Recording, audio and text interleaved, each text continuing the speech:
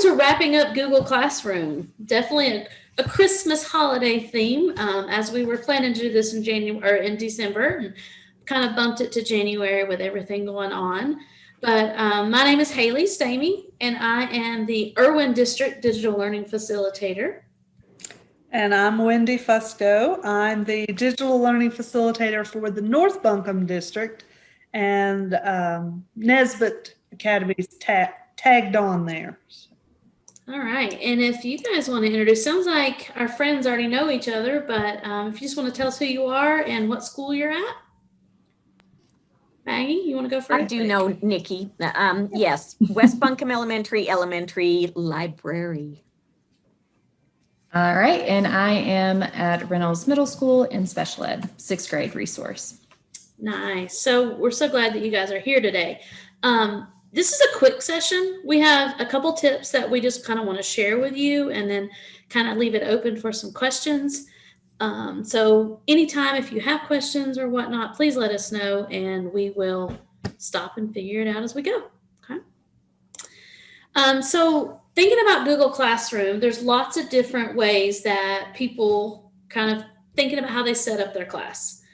One of the suggestions that we have found, and I think it's pretty important, is looking at the to-do list. So I know this kind of sounds weird to start it this way, but you want to make sure, let me slide this over where I can. And just to interrupt you, you have a black box over the two option. There, yes, that. Black box. Let's do this.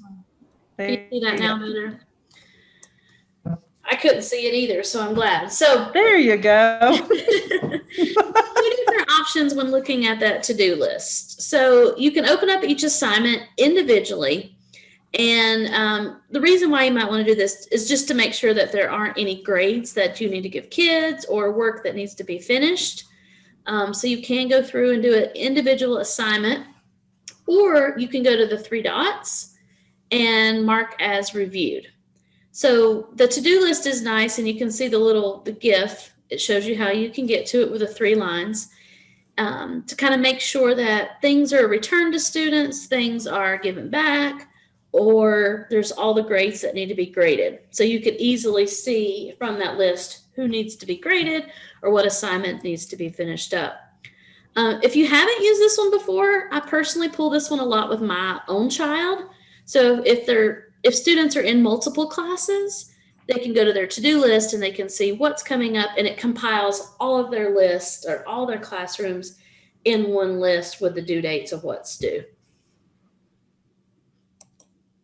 Okay. Thinking about Google Classroom, we have different kind of ideas about Google Classroom. So some of our elementary may keep an entire class for a year long. Some of our middle and high school may only have a semester-long course, but that doesn't limit you to how that Google Classroom runs. So if you're doing a semester-long course, you can remove the students and archive the class. But just know everything that you do in Google Classroom also shows up in Google Drive. So we don't want to delete that Google Drive folder, but we just want to archive that class. Even if you are a year-long class, you may decide you want to start a new class at the semester because either the class is getting long and filled up, lots of different topics. It could just kind of be getting cluttered up. And you might decide at the middle point of the year that you want to create an entirely new class. I've seen several elementary teachers do this or specialist teachers do this just because they like a clean start at the beginning of the year. Not something you have to do, but definitely just an idea. Another idea, if it's a year-long course and you're not wanting to archive the class, you can actually take an entire topic within that Google Classroom and move it up or move it down so that it's out of the way for what you want that for. I'll pause right there for just a second. So does that make sense as far as a semester? And I'm just going to toss in, and I was just going to toss in the fact that I have started seeing teachers that because they have so much in their Google class, all the student work, all the delete stuff out. And that's one of those things where if you want to keep those assignments, but you're needing to move them, you can always post them into kind of a empty course and then remove them from the if you create a brand new one, but you're starting to see that the Google Classroom is not functioning well. I've seen it just getting bogged down because there's so much stuff. So let me ask, when you do that, because that's what I did, we were trying to figure out how to create a new Google Classroom, but with our kids, it's so much like I did not want to have a new class code, re-invite them in it because I'm lucky to get them to log on to my Zooms. So I created a new class and I moved the topics and everything over. Now I had to go through and move over each individual assignment. Is that right? Or is there an easier way to do that? Because that took me forever. You can actually copy the entire course. Good to know. After I spent so long doing that. Okay, good to know that. And then when I did that, when I went and looked, it doesn't move over like student submissions. So are those, even though it didn't move that over, it just moved over the topic, their submissions should still be in the Google Drive, correct? Yes. Okay. Yes. Can somebody show me how to move over the whole thing? Because I went assignment day by day for the first whole semester. And we're going to touch on that in a second, but just so that you Great. guys know, and I want to make sure Okay. to kind of reiterate this too. If you are a co-teacher in a class or you are the main teacher and you archive the class, everybody loses that class. This happened to me where I had added other people as co-teachers. And I guess when you start to look at your Google Classroom and you have all these classes, it starts to get kind of junky. I don't know of a better word for it. So if you go to the three dots, this is where both of those buttons live, right? So we can go to the three dots of a class. And one thing too that might help you, Jessica, if you were wanting them to join a new class, there's a couple options here. So in the past, you've always had to give a code and they had to go upper J, P6937, whatever. Now you can give them a link. So it will, if you wanted to link an old Google Classroom to a new Google Classroom, you could put that copy that link into your old classroom. And when they click on it, it automatically will enroll them in the new class. Okay. Nice. The option that Wendy was talking about is you can hit copy and it will copy the entire class and then you can rename it what you want. So we suggest doing that at the end of the year or the end of a 9 weeks or the end of a term. You can take and copy that entire course. And it's not, like you said, it's not going to pull the student work, but it's going to pull all those assignments into that new class. And then, of course, the last button is archive. You archive the class is vamoosh and it's gone. But it's not gone forever. It does disappear for you. Your kids are not going to see it when they log in. For some reason, if you accidentally hit that, which I have done, and I've had a teacher call me in tears, cannot find her class, and her kids can't get into Zoom. If you go to the 3 lines in your Google Classroom and you scroll down, got a few classes, and you can find those in archive classes. So if you were to go to your archive classes, you can go to the 3 little dots and you can actually hit, I don't own these classes, so I might not be able to bring them back, restore. So by going back to those 3 dots, you could restore an old Google Classroom and it will keep the people and everyone inside of it. Any other questions before we move on? Awesome. Okay. So thinking about the semester versus year long, just because you teach for a year, you don't have to keep it all year long. I've even seen where some teachers will create a new Google Classroom every 9 weeks. And it's just what works for them as far as keeping things clean, or even do it by unit. So if they're teaching a ELA unit that's a 6 weeks long class, they could keep that going and create a whole new Google Classroom when it comes to the next unit. Just depends on you and your kids and how your class is organized. All right, so this was another option that we found that was pretty cool. Inside Google Classroom, we know as you are creating assignments, it also will post those assignments out on your Google Classroom calendar. And same thing for your kids, so they could go to the different calendars and see their classes and what was due when. If you have never played around with a Google Calendar, just note you can turn those calendars on and off. So if you do have 5 or 6 Google Classrooms, you don't want to see it, you can just toggle those off in your Google Calendar.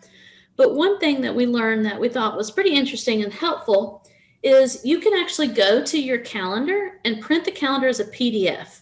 So you're thinking, why would I want to print that as a PDF?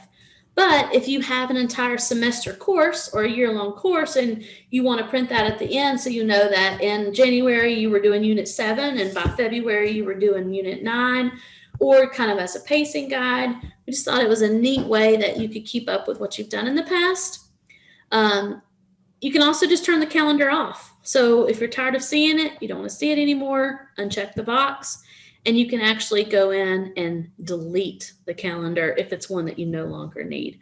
So just some options with that Google Calendar and how that can help you with notifications. It can also help you with pacing and thinking about the following year.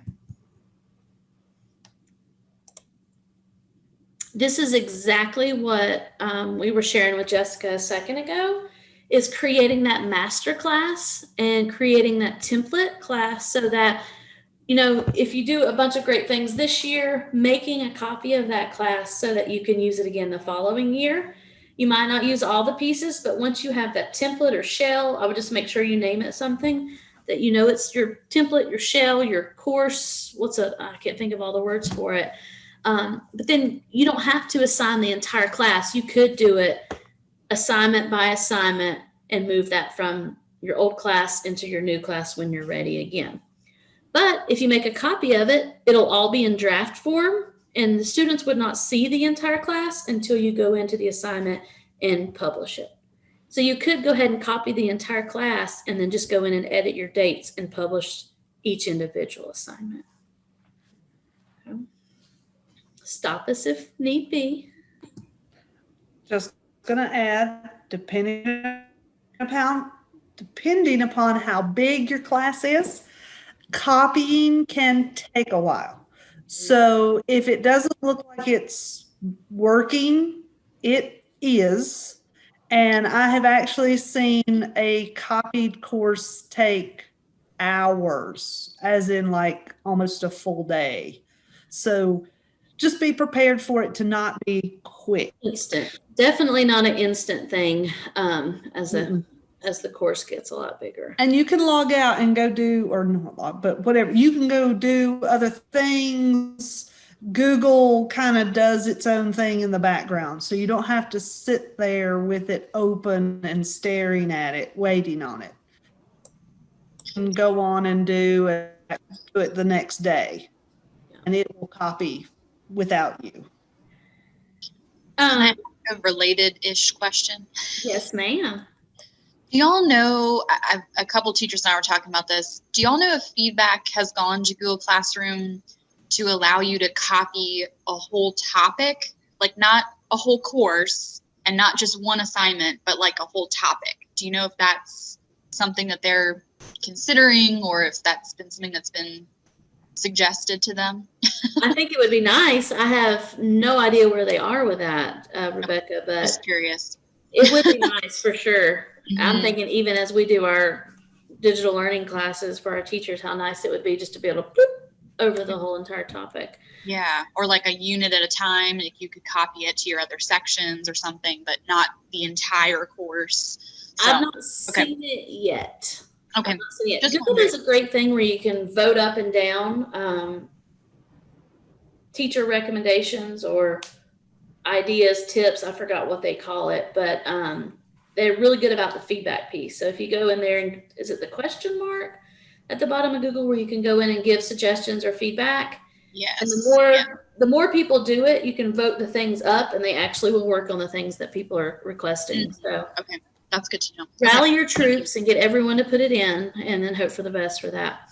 They Um, put in the move up, move down feature unto itself, so that was yes. And to be able to just drag the assignments up. I remember we'd have to like number them and click, click, click, click, click, click, click, click, click, click to get them up and down. So it's definitely almost every time I get into Google Classroom or go to work on it, there's usually something that's been added that's pretty helpful. If you guys have never heard of Casey Bell with Shake Up Learning, she does some great, quick little PD. She has a podcast where she's constantly giving out quick, easy ideas within Google Classroom and all Google products. And a lot of things are not even Google related at all. But this is kind of where we pulled some of the ideas that we had in this today of just kind of ending that class. And we really wanted to keep the last little bit up for any questions you guys have.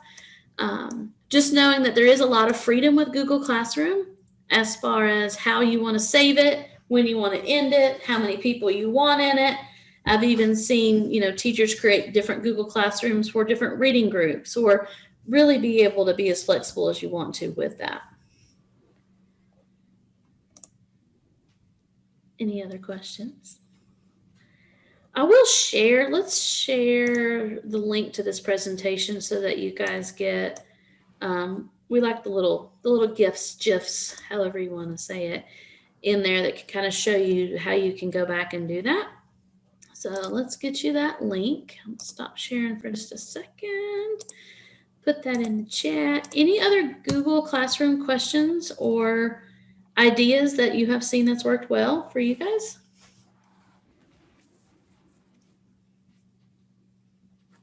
Don't everyone talk at once. One thing I shared with some of my teachers last week was the ability to email kids. So if you have elementary, younger kids, I know sometimes they don't check email, possibly no one checks email, but one way where you can go in and you can email the students who have not turned an assignment in. Are you guys aware about that? Okay. That was one thing. That was some new learning for some teachers. So I'm going to copy that there, and then we're going to give you guys the link for my learning plan. It's just a half hour today, short and quick. So if you want to also make sure you register here so that you get your half hour credit. And then we're going to hang out for any questions you guys have. If you don't have any, you're free to roll or hang out with us. But pretty fun people here. Liable to see a kid run through at any moment. When you were talking about emailing, when you go to people and you can email the students or you can email the parents, what I would love to see is where you can email both the student and parent instead of having to click options, because a lot of the email that I do to students, I always send it to the parent too, to keep them up to date on the fact that Johnny's not attending class. Poor Johnny. I can't believe he wouldn't come. I've not seen the ability to do both. I think my biggest suggestion in that would be to create a contact list group and put all of them in one and send it. It's not inside Google Classroom, but you would be able to hit, your 2021 second period parents and teachers and email them all at once and do an entire group, contact group. Am I saying the right words? Google contact group? Maybe. My contact groups are messed up from Christmas. I got to get my teachers fixed in there, but that's the way I get it out quickly to bigger groups of people.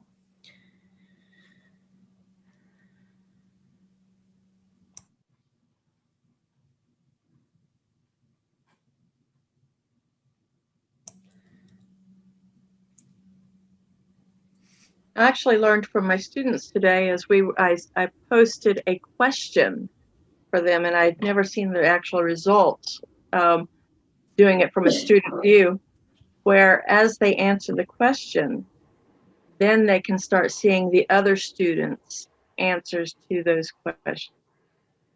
Yep. I'm like, oh, well, that's how that works. Now we can actually have conversations.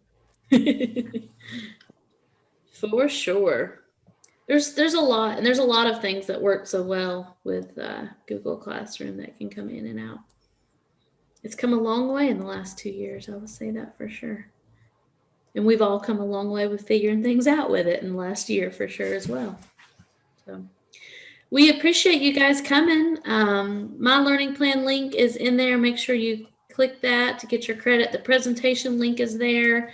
And then if you guys need anything, please reach out to one of us. I don't know what the next Google training is. I know there's some Seesaw and some different things coming up the next couple weeks. So just know every Tuesday we're trying to put out a quick little PD of some sort, and we look forward to seeing you guys again another day. Appreciate it. Do the awkward Zoom wave. Thank you. Thank you. Yeah,